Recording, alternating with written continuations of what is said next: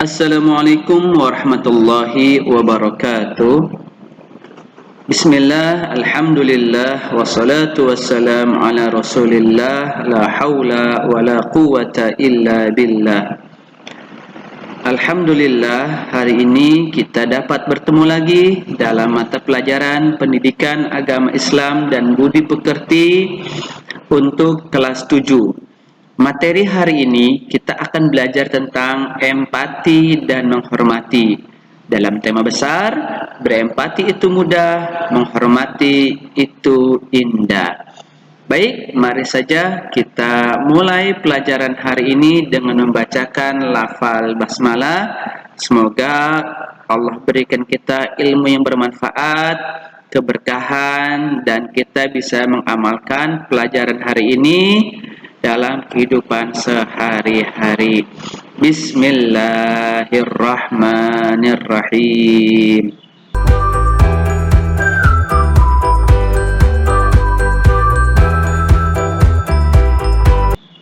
Baik anak-anak, selamat mengikuti pelajaran bersama Pak Ruslan Budiarto SPDI, Guru Pendidikan Agama Islam dan Budi Pekerti SMP Negeri 44 Kota Bekasi.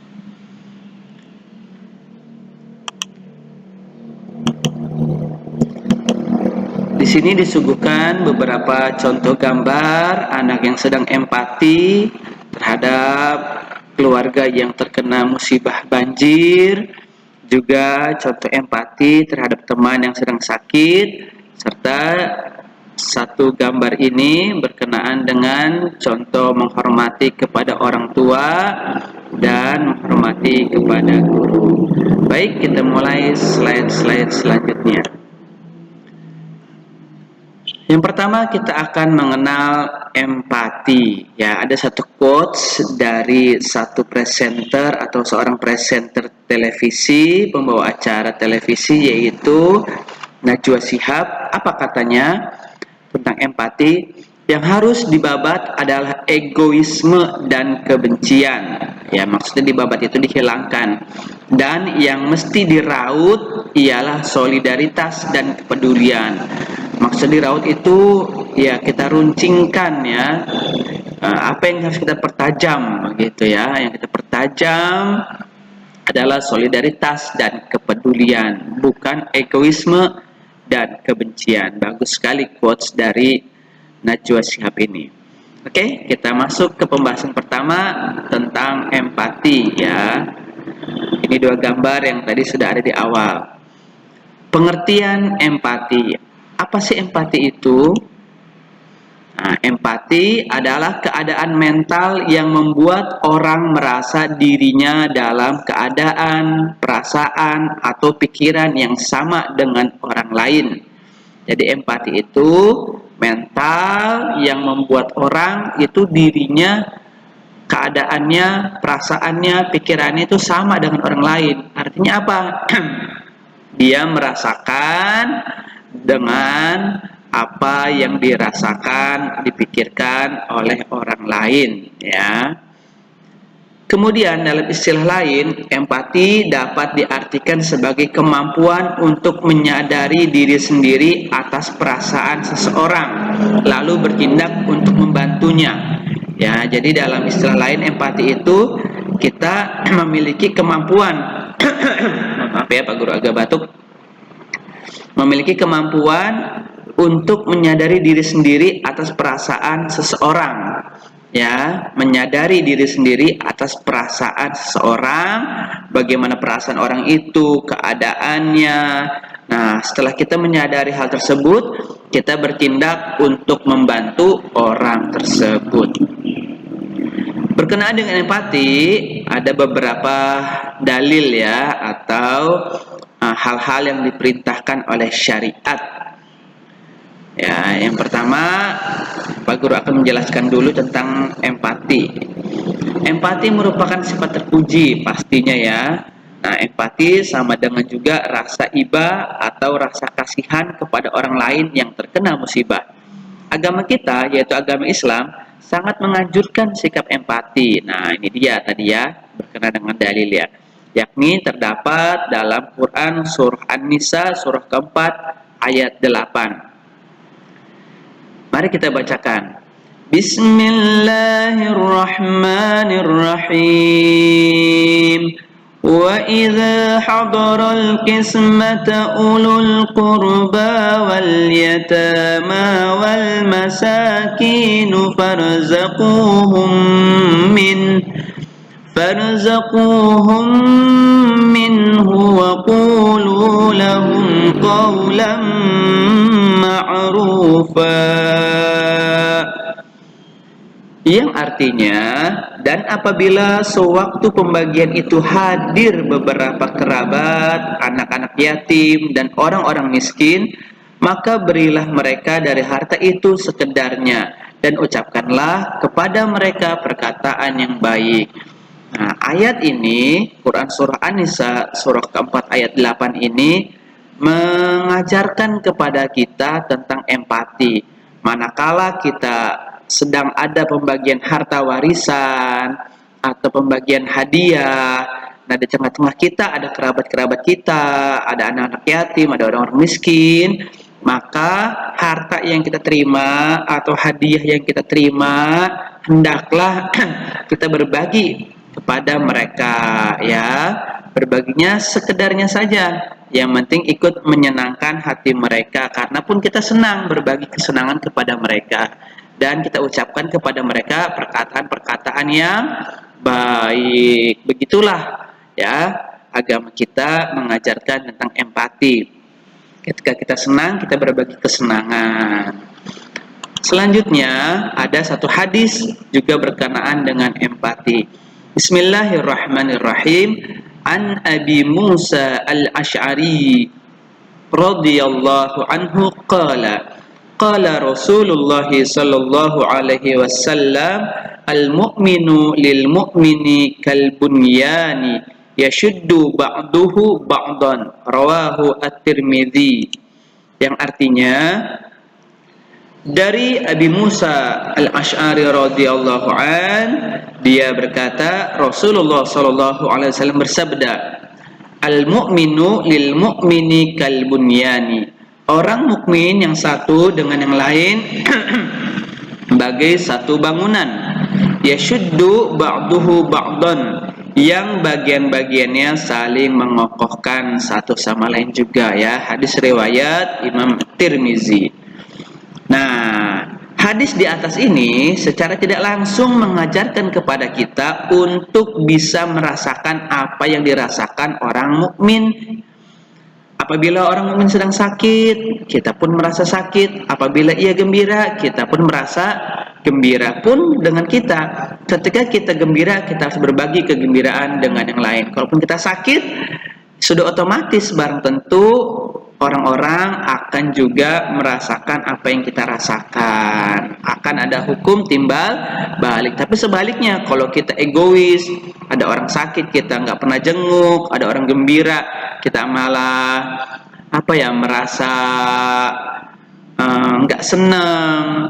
Nanti akan sebaliknya, ketika kita sakit nggak ada orang yang mau jenguk kita, ketika kita gembira nggak ada orang yang ikut gembira dengan kepada kita, ya, atau mengucapkan selamat kepada kita. Oleh karena itu, kita pun harus merasakan sakit apabila orang lain sedang sakit atau merasa kesulitan atau terkena musibah, kita ikut iba, ikut sedih.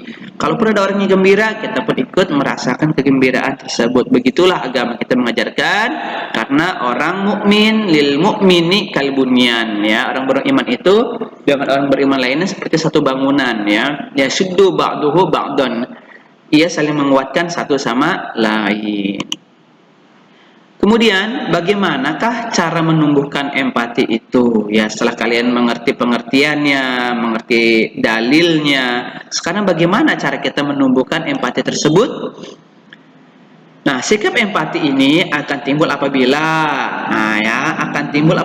satu, kalian dapat merasakan apa yang dirasakan oleh orang lain, ya. Rasakan apa yang dirasakan oleh orang lain. Oh, dia sedih, dia gembira, kita ikut merasakan. Maka disitulah akan timbul empati. Yang kedua, kita mampu menempatkan diri sebagai orang lain. Maksudnya, andai aku jadi dia. Nah, selain kita merasakan, kita bayangkan kalau kita jadi dia bagaimana. Dan yang ketiga, menjadi orang lain yang merasakan. Sama nih ya, antara poin kedua dengan poin ketiga. Yang pertama, mampu menempatkan diri sebagai orang lain. Yang ketiga, menjadi orang lain yang merasakan. Kita bayangkan ya, kita ada di posisi dia, kita jadi dia, bagaimana perasaan dia. Itulah yang coba kita timbulkan dari sifat empati kita. Nah, contohnya ini ya, ada satu gambar, teman kita terjatuh, kita menolong, kita bayangkan, kita rasakan sakitnya jatuh, kita tempatkan posisi kita, kalau saya jatuh seperti dia bagaimana, dan kita jadi dia, bayangkan, ya, betapa sakitnya. Makanya dengan rasa empati yang sudah timbul, pasti kita akan menolong teman kita tersebut. Kemudian setelah kita tahu bagaimana menimbulkannya, sekarang bagaimana cara mewujudkannya. Nah, ya, Allah Subhanahu wa taala menyuruh umat manusia untuk berempati terhadap sesamanya, peduli dan membantu antar sesama yang membutuhkan. Allah sangat murka kepada orang yang egois dan sombong. Maka perilaku empati ini ya dalam kehidupan sehari-hari dapat diwujudkan dengan cara apa tadi? Peka terhadap perasaan orang lain. Sama nih ya, membayangkan seandainya aku adalah dia, berlatih mengorbankan milik sendiri, dan kita harus selalu membahagiakan orang lain. Itulah cara tadi ya, mewujudkan empati. Nah, di sini ada sedikit perbedaan ya antara simpati, empati, dan yang terakhir antipati ini. Simpati itu perasaan kasihan atau sedih melihat keadaan orang yang buruk. Ya, kita kasihan, kita sedih ketika orang mengalami sesuatu yang buruk terjadi padanya. Sedangkan empati itu ikut merasakannya, ya, ikut merasakan kesedihan orang yang sedang terpuruk. Dan antipati tidak peduli dengan keadaan seseorang yang buruk. Nah, jadi antipati ini lawannya empati dan simpati. Kalau yang antipati itu tidak peduli, antipati itu egois, ya, tidak peduli dengan keadaan di sekitarnya. Selanjutnya kita akan membahas tentang menghormati kepada orang tua dan guru. Yang pertama kita akan bahas menghormati kepada orang tua dulu ya. Sini ada satu gambar tentang seorang anak yang memeluk ibunya. Ya, bayangkan dahulu kita selalu berada dalam pelukan hangat seorang ibu. Apakah hari ini kalian sudah jenjangnya SMP, masihkah merasa hangatnya pelukan ibu? Baik anak-anak, kita harus tahu dulu bagaimana peran kedua orang tua kita terhadap kita. Pertanyaannya, siapakah orang yang paling dekat dengan kalian sejak kalian dilahirkan? Tentu jawabannya adalah kedua orang tua kalian. Merekalah yang membawa kalian ke dunia ini dengan izin Allah Subhanahu wa taala, ya, melalui pernikahan, ya, kalian lalu terlahir ke muka bumi ini. Maka jasa mereka sangatlah besar sehingga kalian pasti tidak akan mampu menghitungnya. Apa saja jasa-jasa mereka, ini yang kalian gak sanggup untuk membalasnya. Nah, ibu kalian mengandung dengan penuh susah payah dan melahirkan dengan mempertaruhkan nyawanya. Mengandung selama 9 bulan, ya, ketika melahirkan hampir semua urat-urat di perutnya putus untuk melepaskan kalian bisa terlahir ke muka bumi ini, mempertaruhkan nyawanya. Yang kedua, ibu kalian menyusui kalian selama 2 tahun dengan penuh kasih sayang, dan ia terjaga di malam hari karena memenuhi kebutuhan anaknya. Ya, di malam hari kalian buang air kecil di celana atau di popok kalian, kasurnya basah, kalian tidak nyaman, disalinkan oleh ibu kalian atau ayah kalian, ya. Luar biasa sekali pengorbanan ibu. Dan ayah serta ibu memelihara kita sehingga kita siap untuk hidup mandiri, ya, diberi makan, tempat minum, pakaian, dan lain sebagainya. Kemudian pastinya ibu dan ayah juga bekerja keras untuk memenuhi keperluan keluarga, ya, mencari nafkah, ayahnya bekerja, ibunya bekerja demi anak-anaknya, mencari rezeki yang halal. Kadang-kadang dalam pekerjaannya ada satu insiden kecelakaan kecil, tapi tidak pernah cerita kepada anak-anaknya, khawatir anaknya kepikiran, ya. Kemudian Ibu dan ayah memberi bekal pendidikan ya, kalian disekolahkan, tentunya biayanya tidak sedikit ya, dari TK, SD sampai hari ini SMP, seragamnya, bukunya, tasnya, sepatunya luar biasa ya. Kalian diberi bekal untuk pendidikan kalian. Oleh karena itu, amanah-amanah dari orang tua agar kalian sukses dalam belajar penuhi ya, sehingga kalian dapat meraih cita-cita kalian, membahagiakan kedua orang tua kalian. Dan terakhir, ibu dan ayah memberikan kasih sayang dengan ikhlas tanpa meminta balasan atau imbalan ya, luar biasa.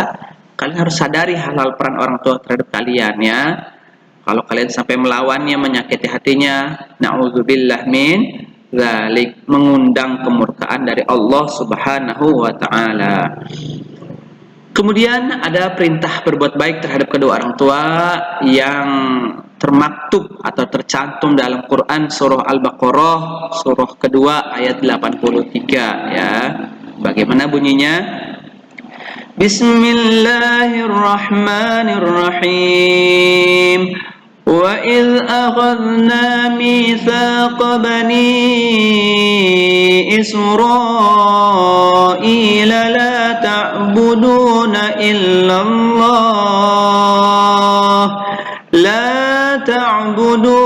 illallah wa bil walidaini ihsana wa dhil qurba wal yatama wal masakin وذي القربى واليتامى والمساكين وقولوا للناس حسنا وأقيموا الصلاة وآتوا الزكاة ثم توليتم إلا قليلا منكم وأنتم معرضون, yang artinya wa idz akhadna mitsaqa bani Israil, dan ingatlah ketika kami mengambil janji dari Bani Israel. Apa perjanjiannya? Yang pertama, la ta'buduna illallah, janganlah kamu menyembah selain Allah. Yang kedua, wabil walidaini ihsana, dan berbuat baiklah kepada kedua orang tua ya, wadzil qurba, berbuat baik kepada kerabat, wal yatama, berbuat baik kepada orang-orang miskin, anak-anak yatim, wal masakin, dan berbuat baik kepada orang-orang miskin, wa qulu linnasi husna, dan katakanlah perkataan yang baik kepada manusia, wa aqimus sholata, dan dirikanlah oleh kalian salat, wa atuz zakah, dan tunaikan zakat. Summa tawallaitum illa qalilan minkum, kemudian di antara kalian ada aja yang mengingkarinya atau berpaling, kecuali sedikit yang ngerjain nih. Wa antum mu'ridun, dan kamu masih menjadi pembangkang. Na'udzubillah min dzalik, kalau apa yang Allah perintahkan menyembah hanyalah kepada Allah ya, tidak kita laksanakan. Nah, ini dia nih, wabil walidaini ihsana, perintah berbuat baik kepada orang tua tidak kita laksanakan, kita disebut sebagai orang yang berpaling dan pembangkang. Oleh karena itu, dengan kita patuh kepada orang tua, berarti kita menjadi orang yang taat, menjadi orang yang setia kepada orang tua. Pasti Allah Subhanahu wa taala menjamin kita dengan balasan pahala yang terbaik. Tidak disebut sebagai orang yang mengingkari, tidak disebut sebagai orang yang pembangkang, tapi orang yang taat, patuh kepada orang tua, taat dan patuh kepada Allah dan Rasulnya. Paham ya tentang dalil dari bagaimana perintah berbuat baik terhadap kedua orang tua. Kemudian terkait dengan hal ini ya, tentang berbuat baik kepada orang tua, ada satu hadis yang diriwayatkan oleh Imam Abu Daud dan Al-Baihaqi. Dalam satu hadis riwayat Abdullah ibn Umar sebagai berikut. Bismillahirrahmanirrahim. An Abdullah ibn Umar radhiyallahu an qala jaa rajulun ila Rasulillah sallallahu alaihi wasallam faqala ji'tu ubayi'uka 'alal hijrati wa taraktu abawayya yabkiyani faqala irji ilaihima fa adhikhuma kama abakaitahuma. Rawahu al-Baihaqi.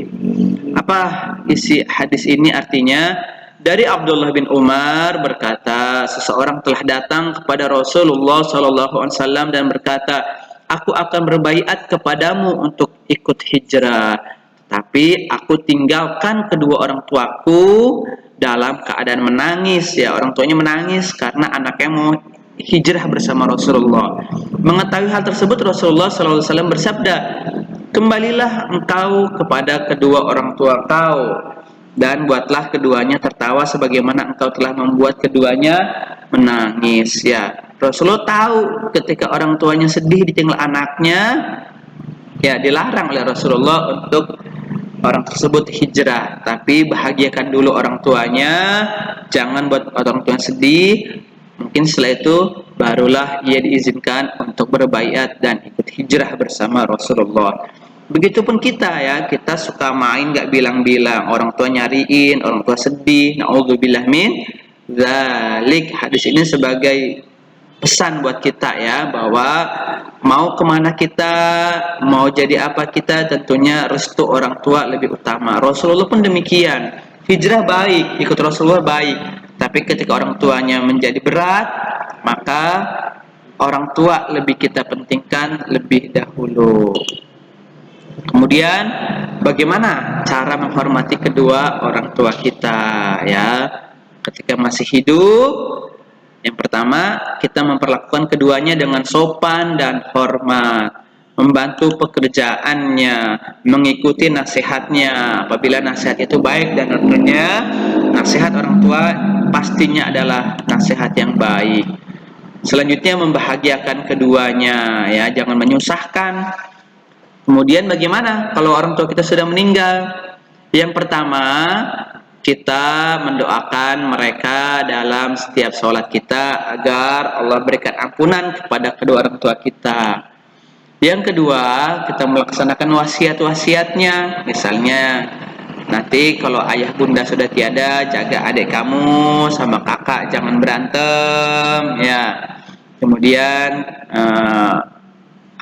warisan-warisannya dibagi dengan seadil-adilnya. Biasanya ketika orang tua sudah nggak ada, anak-anak berebutan warisan.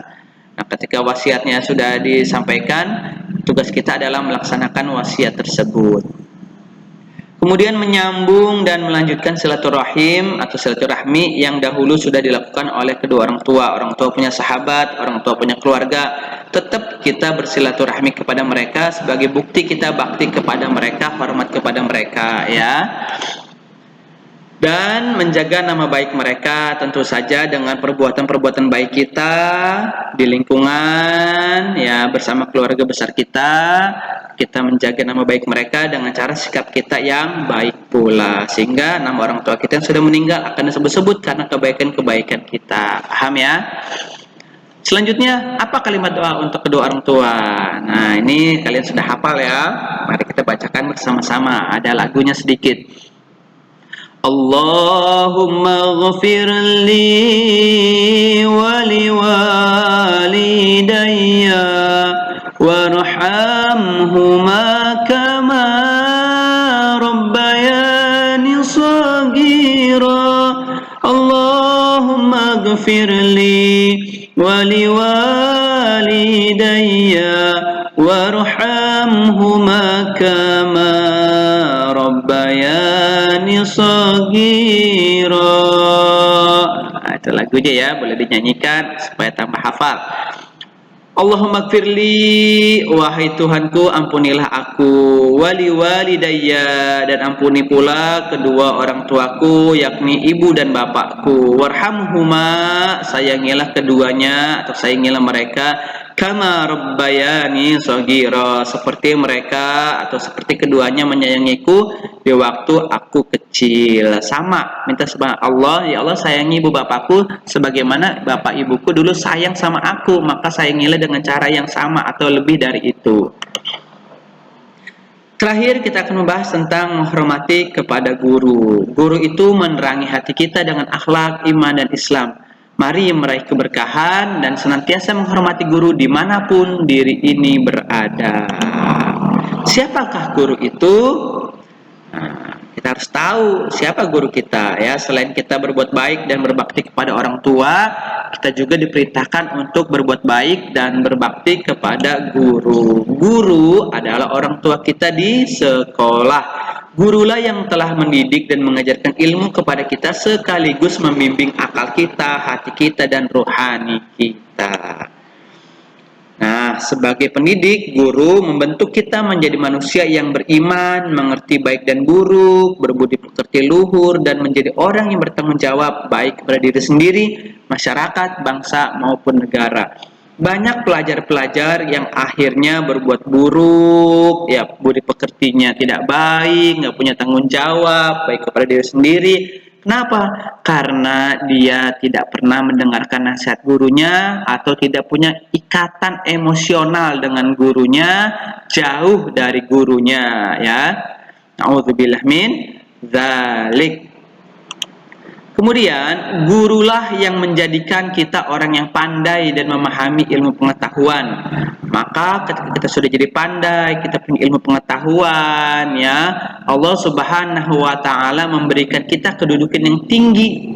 Nah, sebagaimana dalam firman Allah dalam Quran surah Al-Mujadalah surah ke-58 ayat 11. Yarfa'illahu alladhina amanu minkum walladhina utul ilma darajat. Allah akan meninggikan orang-orang yang beriman di antara kamu dan orang-orang yang berilmu pengetahuan beberapa derajat. Jadi ketika kalian hanya beriman saja tapi belum punya ilmu pengetahuan, Allah kasih kalian satu derajat. Tapi ketika kalian sudah beriman dan juga punya ilmu pengetahuan, diangkat derajat kalian beberapa derajat, ya. Satu derajatnya sebanding langit dengan bumi. Coba di sini Allah katakan beberapa derajat, berarti lebih dari satu derajat. Karena kalian sudah beriman dan juga punya ilmu pengetahuan. Tentu saja ilmu pengetahuan yang kalian dapatkan dari guru-guru kalian. Oleh karena itu, bersama guru kalian belajar yang tekun, ya, yang fokus, dan amalkan ilmu-ilmu kalian sehingga kalian punya derajat yang tinggi di sisi Allah Subhanahu wa taala. Kemudian bagaimana cara berbakti kepada guru? Nah, yang pertama, ucapkan salam. Kalau kalian bertemu guru, assalamualaikum Bapak, assalamualaikum Ibu, apa kabarnya? Ya, dengan cara yang sopan dan santun tentunya. Memperhatikan apabila diajak berbicara di dalam ataupun di luar kelas, tunjukkan sikap kalian memperhatikan apa yang disampaikan gurunya, ya. Tidak nengok kanan kiri, tidak memulai pembicaraan terlebih dahulu, tidak mengangkat suara lebih keras dibanding suara gurunya, ya. Perhatikan. Nah, rendah hati, sopan, dan menghargai, ya. Jangan mentang-mentang gurunya orang biasa, kalian orang kaya, ayah kalian seorang manajer di perusahaan, kalian tinggi hati, ya, semena-mena tidak menghargai guru kalian. Padahal gurulah sumbernya ilmu. Melaksanakan nasihatnya sama seperti orang tua, ya. Guru pun banyak-banyak memberi nasihat kepada kalian. Laksanakan nasihat itu, tentunya nasihat itu bermanfaat buat kalian di hari ini dan di masa depan kalian. Melaksanakan tugas belajar dengan ikhlas, ya. Guru banyak memberikan tugas-tugas belajar kepada kalian, kerjakan dengan ikhlas. Di samping kalian dapat nilai, kalian juga tentunya dapat pahala dari Allah Subhanahu wa taala. Nah, terakhir Pak Guru memberikan quotes kepada kalian, ya. Ini ulama besar dari kota Mekah, Abu Yas Sayyid Muhammad Alwi Al-Maliki Al-Hasani. Beliau salah satu sosok ulama yang Pak Guru kagumi. Apa kata beliau? Aqdabu minat talibi alladhi la yahtarimu ustadzahu. Aku marah terhadap murid yang tidak menghormati gurunya. Walau kanal ustadzu sahibuhu, sekalipun sang guru adalah temannya sendiri. Coba bayangkan, ya. beliau berkata marah terhadap murid yang nggak punya sopan, yang nggak hormat kepada gurunya, walaupun gurunya adalah teman sendiri. Bagaimana kalau gurunya ini adalah orang tuanya? Bagaimana kalau gurunya ini memang orang yang lebih tua darinya? Ya, seandainya guru kita adalah teman kita sendiri yang ngajarin kita, terus kita nggak sopan, beliau tidak suka. Ya, siapa sih Abuya Sayyid Muhammad Alwi Al-Maliki ini? Ya, beliau tadi siapa? Ulama dari kota Mekah. Nah, beliau lebih suka dipanggil Abuya daripada dengan sebutan yang lain, Ustaz, Kiai, atau Syekh, enggak ya? Kenapa? Panggilan Buya ini bertujuan agar hubungan antara guru dan murid tidak sekedar hubungan zahir, tapi juga hubungan batin, seperti hubungan orang tua dengan anaknya.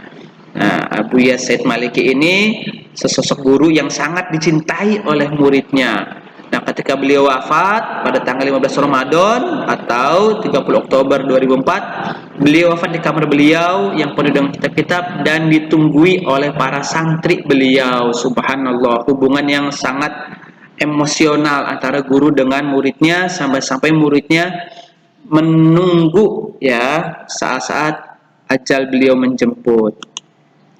Dan terakhir juga quotes masih dari Abuya Sayyid Muhammad Alawi Al-Maliki, kata beliau, melekati ilmu dapat diperoleh dengan cara banyak membaca. Dengan banyak membaca, ilmu akan melekat. Tapi melekati ilmu pun belum jaminan, kecuali kalian dapat berkahnya ilmu. Bagaimana berkahnya ilmu didapat? Dengan cara berkhidmat kepada guru kalian. Ya, apa yang diperintahkan kerjakan, apa yang dilarang jauhi, khidmat. Ya, apa yang menjadi tugas-tugas kalian yang diperintahkan kerjakan, itu berkhidmat ya kepada guru kalian, sehingga selain ilmunya melekat, kalian pun dapat berkahnya. Nah, manfaatnya dapat diperoleh dengan adanya restu dari sang guru. Tentu saja kalau kalian berkhidmat kepada guru kalian akan memberikan restunya kepada kalian, sehingga ilmu yang kalian pelajari akan bermanfaat dunia dan akhirat. Terakhir, quotes-nya dari Al-Habib Abdullah bin Muhammad Baharun. Apa kata beliau?